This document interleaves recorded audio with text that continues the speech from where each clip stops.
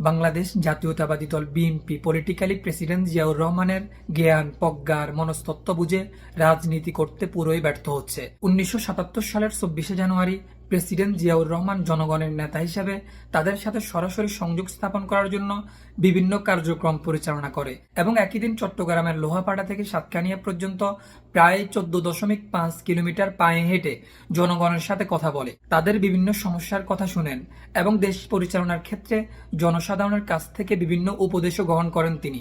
একজন সামরিক বাহিনীর সদস্য হিসেবে গণতন্ত্রের কঠিন পথ পাড়ি দেওয়ার ক্ষেত্রে ও জনপ্রিয়তা অর্জন করার ক্ষেত্রে এই রকম কৌশল আর প্রতীকী প্রচেষ্টা খুবই গুরুত্বপূর্ণ ছিল প্রেসিডেন্ট জিয়াউর রহমানের জন্য। যেখানে দেশ নায়ক প্রেসিডেন্ট জিয়াউর রহমান জনসংযোগমূলক কার্যক্রমের মাধ্যমে জনসাধারণের নিকট গ্রহণযোগ্যতার তুঙ্গে উঠে গেছে মাত্র 3.5 বছরের মধ্যে, এবং রাজনৈতিকভাবেও তিনি অত্যন্ত শক্ত ও পরিপক্ক অবস্থান ক্রিয়েট করে ফেলছে এই 3.5 বছরের মধ্যে।